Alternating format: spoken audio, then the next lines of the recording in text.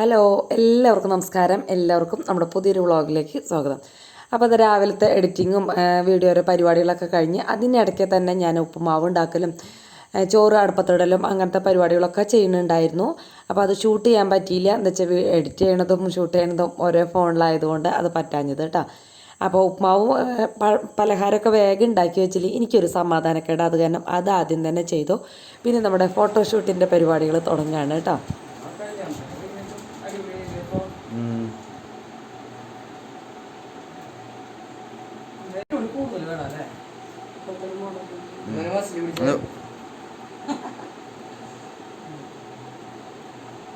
ഇങ്ങനെയാണ് മസിൽ പിടിക്കുക. മസിൽ പിടിക്കുക ഇങ്ങനെ പിടിക്കുന്നത്.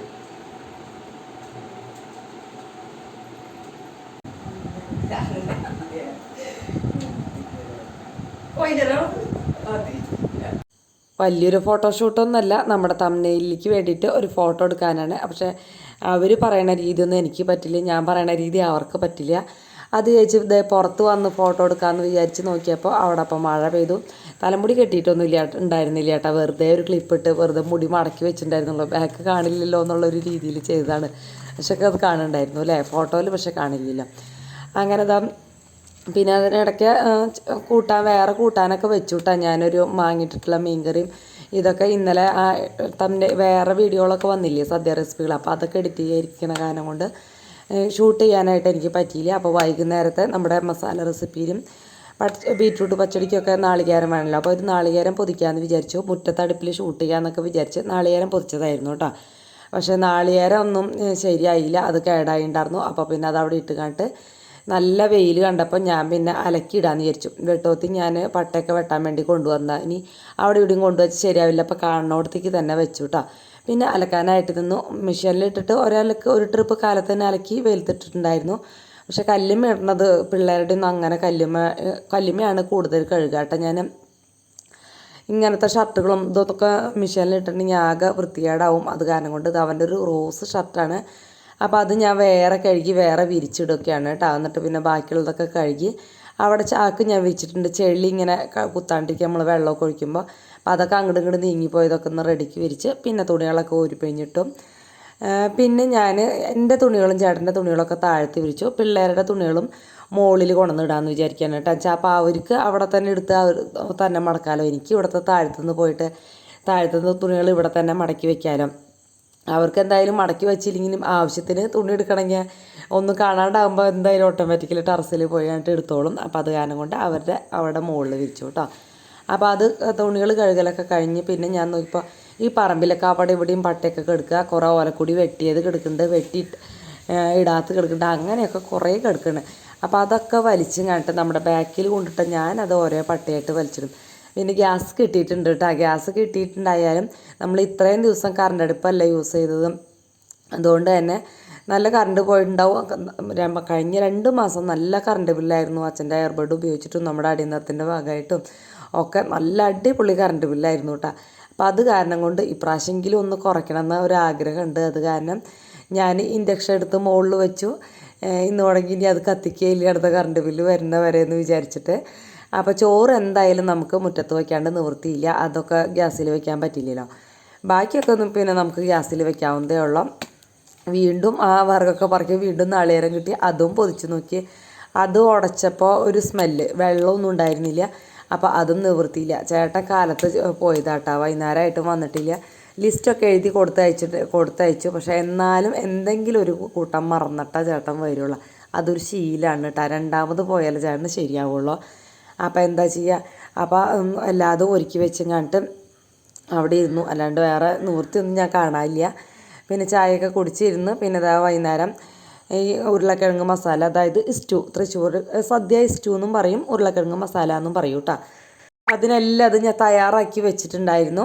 പിന്നെ ചേട്ടൻ വന്ന വഴി നാളികേരം ചെരിഞ്ഞിട്ട് ഒരു ചട്ടി അടുപ്പത്ത് വെച്ച് അതിലേക്ക് ആദ്യം തന്നെ നാളികേരം വറുത്ത് മാറ്റുകയാണ് കേട്ടോ. അപ്പോൾ ഒരു പാത്രത്തിൽ തന്നെ പരിപാടി കഴിക്കാമെന്ന് വിചാരിച്ചിട്ടാണ് ഞാൻ അങ്ങനെ ചെയ്തത്. അപ്പോൾ ചട്ടിയിൽ തന്നെ നന്നായിട്ട് ഇതിൽ നാളികേരത്തിൽ ഞാൻ പ്രത്യേകിച്ച് ഒന്നും ചേർത്തില്ല കേട്ടോ. വേണമെങ്കിൽ നമുക്ക് വെളുത്തുള്ളിയോ ഇഞ്ചിയോ മസാലകളോ കറിവേപ്പില ഒക്കെ ചേർക്കാം. പക്ഷെ ഞാനതൊന്നും ചേർത്തിട്ടില്ല. വെറുതെ പ്ലെയിനായിട്ട് നാളികേരം നന്നായിട്ട് വറുത്തെടുത്ത് മാറ്റി വെച്ചു. പിന്നെ അതാ വീണ്ടും കുറച്ച് വെളിച്ചെണ്ണ ഒഴിച്ചിങ്ങാട്ട് ഗ്രീൻ പീസ് കടല വെള്ളത്തിലിട്ട് വേവിച്ച് വെച്ചതാണ്. അതൊന്ന് ഫ്രൈ ആക്കി മാറ്റി വെച്ചിട്ട് ഉടയാണ്ടിരിക്കാനാണ്. പച്ച ഗ്രീൻ പീസ് കടല അത്ര നന്നാവില്ല, ഇതാണ് ശരിക്കും ഉണ്ടാവുക.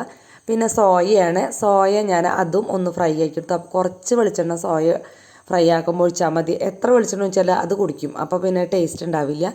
അത് കാരണം കൊണ്ട് അപ്പോൾ ചെറുപ്പത്തിലൊക്കെ വല്ലൊരു കല്യാണത്തിന് പോയ ഈ മസാലക്കറി ഭയങ്കര ഇഷ്ടമാണ് കേട്ടോ. അതിലുള്ള ആ സോയ കഴിക്കാനായിട്ട് കൊതിയായിട്ട്. സോയ ഒന്നും അങ്ങനെ വീട്ടിലൊന്നും വാങ്ങിച്ച് വയ്ക്കാറൊന്നുമില്ല. ഇങ്ങനെ വല്ല കല്യാണങ്ങൾക്ക് പോകുമ്പോൾ ഇങ്ങനത്തെ കറികളിൽ നിന്ന് മാത്രമേ കിട്ടാറുള്ളൂ കേട്ടോ. അങ്ങനെ അത് വറുത്ത് കോരി പിന്നെ രണ്ടാമത് ഉരുളക്കിഴങ്ങും ഒരു 3 മിനിറ്റ് മതി കേട്ടോ ഉരുളക്കിഴങ്ങൊക്കെ. അതും വറുത്ത് മാറ്റി വെച്ചു. പിന്നെ വെളിച്ചെണ്ണയിലേക്ക് തന്നെ ഒരു 2 വലിയ സവോള, ഇഞ്ചി, പച്ചമുളക്, കറിവേപ്പില, വെളുത്തുള്ളി ഒരു 3-4 അല്ലി വെളുത്തുള്ളി കേട്ടോ. പിന്നെ ഉപ്പ് ആവശ്യത്തിന് കൂടി ഇട്ടിട്ട് നന്നായിട്ട് വഴറ്റിയെടുക്കുക.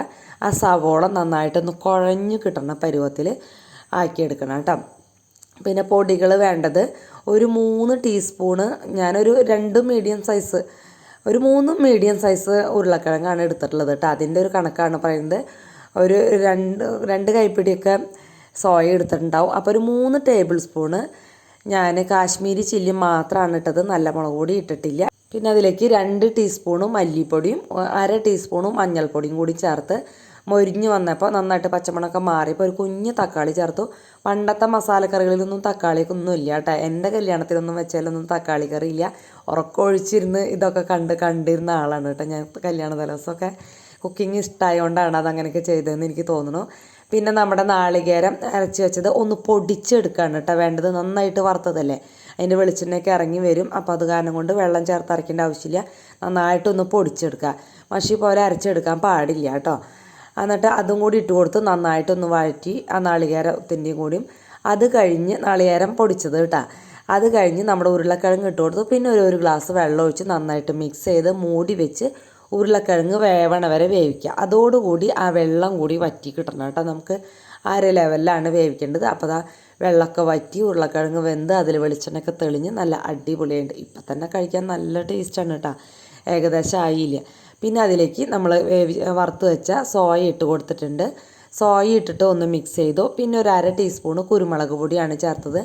അപ്പോൾ കുരുമുളക് എരിവിനനുസരിച്ച് കൂട്ടിയും കുറച്ചൊക്കെ ചേർക്കാം. ഇവിടെ മസാലക്കറിയിൽ വലിയ എരിവ് അത്ര ടേസ്റ്റ് ഉണ്ടാവില്ല കേട്ടോ. അപ്പോൾ അത് കാരണം കൊണ്ട് എരിവൊക്കെ കുറച്ച് തന്നെ ചേർത്താൽ മതി. അതുപോലെ തന്നെ ഒരു 1/2 ടീസ്പൂണ് ഗരം മസാലയും. പെരിഞ്ജീരകം മാത്രം ഇട്ടാലും കുഴപ്പമില്ല, പക്ഷേ ഗരം മസാല ഇടുമ്പോഴാണ് കൂടുതൽ ടേസ്റ്റ്. 1/2 ടീസ്പൂൺ കേട്ടോ, അധികം ആവണ്ട. കുറച്ച് കറിവേപ്പിലയും കൂടി ഇട്ടു. ലാസ്റ്റാണ് ഞാൻ ഗ്രീൻ പീസ് കടല ഇട്ട് കൊടുത്തതെന്ന് വെച്ചാൽ അത് പൊടിഞ്ഞു പോകണ്ടെന്ന് വിചാരിച്ചിട്ടാണ് ഏറ്റവും ലാസ്റ്റത്തേക്ക് വെച്ചത് കേട്ടോ. അതും മിക്സ് ചെയ്ത് തീ ഓഫ് ചെയ്ത് അടച്ച് വെച്ച് ഒരു 10 മിനിറ്റ് കഴിഞ്ഞാൽ ഇത് ഉപയോഗിക്കാം.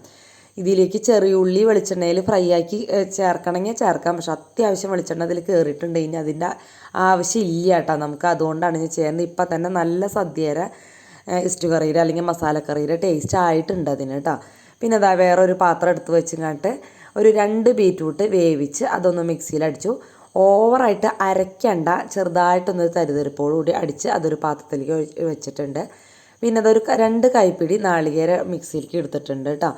ഏകദേശം ഒരു അളവൊക്കെയാണിത്. അങ്ങോട്ടും ഇങ്ങോട്ടും കുറച്ച് കൂടിയാലും കുറഞ്ഞാലൊന്നും ഒരു കുഴപ്പമില്ല. നാളികേരമൊന്നും 2-3 പച്ചമുളകും ഒരു ചെറിയ പീസ് ഇഞ്ചിയും കൂടി ഇട്ട് കൊടുത്തിട്ടുണ്ട്. പിന്നെ ഒരു 1/4 ടീസ്പൂണേക്കാൾ ഇത്തിരി കൂടുതൽ ജീരകം കേട്ടോ. ഇഷ്ടമുണ്ടെങ്കിൽ ചേർക്കുക, അല്ലെങ്കിൽ സ്കിപ്പ് ചെയ്യുക. ആ ജീരകം ഇട്ടു എന്ന് അറിയാൻ പാടില്ല, എന്നാൽ ഫ്ലേവർ കിട്ടും വേണം ആ ഒരു രീതിക്ക്. അതൊന്ന് അരച്ചെടുത്തിട്ട് പിന്നെ അതിലേക്ക് നമ്മുടെ തൈരും കൂടി, അധികം പുളിയില്ലാത്ത തൈരും കൂടി, നല്ല കട്ട തൈര് കേട്ടോ ഒഴിച്ചിട്ട് നന്നായിട്ട് അരച്ചെടുക്കുക. പിന്നെ നമുക്ക് ലാസ്റ്റ് ഒരു 1/4 ടീസ്പൂൺ കടുക് ഇട്ടിട്ട് ഒന്ന് ക്രഷ് ചെയ്തെടുക്കുക. ഈ അരപ്പ് നമ്മുടെ ഈ ബീറ്റ്റൂട്ടിലേക്ക് ചേർക്കുക. കടുക് ലാസ്റ്റ് ഇട്ടിട്ട് ക്രഷ് ചെയ്താൽ മതി. അതിൻ്റെ കൂടെ നന്നായിട്ട് അരച്ചിട്ടുണ്ടെങ്കിൽ കയ്പ്പിൻ്റെ ടേസ്റ്റ് വരും കേട്ടോ. അത് പ്രത്യേകം ശ്രദ്ധിക്കുക തന്നെ വേണം. ഇതൊക്കെ മിക്സ് ചെയ്തതിന് ശേഷം ചെറുതായിട്ടൊരു തള വരിക എന്ന് വെച്ചാൽ ആ നാളികേരത്തിൻ്റെ പച്ചമണം മാറേണ്ട ആവശ്യമുള്ളൂ. നമ്മൾ വെള്ളം അഡ്ജസ്റ്റ് ചെയ്ത് ചേർക്കുക കേട്ടോ. വെച്ചാൽ ഇലയിൽ ഒഴിക്കുമ്പോൾ ഒഴുകി പോകാൻ പാടില്ല, ആ ഒരു രീതിയാണ്. ഇതിലേക്ക് കുറച്ച് ഉപ്പിട്ട് കൊടുത്തു, ഓവറായിട്ട് ഉപ്പിടേണ്ട ആവശ്യമില്ല. പിന്നെ ഒരു ടീസ്പൂണ് പഞ്ചസാര ഇട്ട് കൊടുത്തിട്ടുണ്ട് കേട്ടോ. ഞാൻ പഞ്ചസാര ഇഷ്ടമുള്ളവർ ഇട്ടാൽ മതി, പക്ഷേ പഞ്ചസാരയും കൂടി ചേർന്നപ്പോഴാണ് അതിന് നല്ല ടേസ്റ്റ് വന്നത്, അതുകൊണ്ടാണ് കേട്ടോ. അല്ലെങ്കിൽ ഞാൻ ഇടണ്ടെന്ന് പറഞ്ഞാൽ. ഇതിലേക്ക് വെളിച്ചെണ്ണ ഒഴിച്ച് കടുകും വറ്റൽമുളകും കറിവേപ്പിലയും കൂടി വറുത്തിട്ടിട്ടുണ്ട് കേട്ടോ. നന്നായിട്ടൊന്ന് മിക്സ് ചെയ്യുക. ഒരു 5 മിനിറ്റ് മൂടി വെച്ചതിന് ശേഷം ഉപയോഗിക്കുക. അപ്പോൾ കാലത്തെ നമ്മുടെ മാങ്ങക്കറി ഉണ്ട്, അതേപോലെ തന്നെ ഇസ്റ്റു കറി ഉണ്ട്. ഇസ്റ്റു എന്ന് വെച്ചാൽ മസാലക്കറി കേട്ടോ, അതുണ്ട്. ഈ പച്ചടി ഉണ്ട് കേട്ടോ. അടിപൊളി കോമ്പിനേഷനായിരുന്നു. പപ്പടം വറവും കൂടി വേണ്ടതായിരുന്നു എന്നാണ് ചേട്ടൻ്റെയും ശ്രീകുട്ടൻ്റെയൊക്കെ ഒരു അഭിപ്രായം. ആ ഒരു നേരത്ത് പിള്ളേരെ കൊണ്ട് ഫോട്ടോ എടുപ്പിക്കാൻ, അതിന് തമ്മിലിന് ഫോട്ടോ ഒക്കെ വേണമല്ലോ, ഫോട്ടോ എടുപ്പിക്കാനൊക്കെ നിർത്തിയിട്ട് ഞാൻ വേഗം പാത്രങ്ങളൊക്കെ ഒതുക്കുകയാണ്. അല്ലെങ്കിൽ ഇനി ചോറൂണ് കഴിഞ്ഞ് വരുമ്പോഴേക്കും കുറേ പണിയാവും. അത് കഴിഞ്ഞിട്ട് വേണ്ട ഈ വീഡിയോ എഡിറ്റ് ചെയ്യാനായിട്ട്. അപ്പോൾ അത്യാവശ്യം വേഗം ചടപടാതെ അതൊന്ന് ഒതുക്കി വയ്ക്കുകയാണ്. ശ്രീകുട്ടൻ പോയി ഇതേ തമ്മിലുള്ള ഫോട്ടോ ഒക്കെ എടുത്തു കേട്ടോ. പിന്നെ അതാ ഞങ്ങൾ വന്ന് ഫുഡ് കഴിക്കാനായിട്ടിരുന്നു. ആദ്യത്തെ പിന്നെ ലാസ്റ്റാണ് വരവ്. ആ നേരത്താണ് പഠിക്കാനിരിക്കൽ. നമ്മൾ എന്തെങ്കിലും ഒരു ആവശ്യത്തിന് വിളിച്ചിട്ടുണ്ടെങ്കിൽ ഭയങ്കര പഠിപ്പായിരിക്കും. രണ്ടു പേർക്കും അങ്ങനെ തന്നെയാണ് കേട്ടോ. നമ്മൾ ആവശ്യത്തിന് വിളിക്കണം നേരത്തെ, അല്ലാത്ത നേരത്തെ അവളെ ഫോൺ നോക്കി വെറുതെ ഇരിക്കുന്നുണ്ടാവും, അല്ലെങ്കിൽ കിടന്നുറങ്ങുന്നുണ്ടാവും. നമുക്ക് ആവശ്യമില്ല നേരത്തെ. എപ്പോഴും അങ്ങനെയാണ്. പിള്ളേരൊക്കെ അങ്ങനെയായിരിക്കും അല്ലേ, നമ്മളായാലും ചിലപ്പോൾ അങ്ങനെയാവും. അത് കഴിഞ്ഞ് ഞങ്ങൾ വർത്താനമൊക്കെ പറഞ്ഞ് ഇന്ന് ഇത്രയും നേരം എനിക്ക് വർത്താനം പറയാനോ ഒന്നിനും നേരം കിട്ടിയിട്ടുണ്ടായിരുന്നില്ല. അപ്പോൾ ഈ 2 റെസിപ്പിയും അടുത്ത ദിവസങ്ങളിലായിട്ട് ഷോർട്ട് വീഡിയോ ആയിട്ട് വരും. അപ്പോൾ വീഡിയോ ഇഷ്ടപ്പെട്ടെങ്കിൽ ഒരു ലൈക്ക് തരാൻ മറക്കില്ലല്ലോ, അതുപോലെ തന്നെ കമൻറ്റും. അപ്പോൾ ഓക്കെ.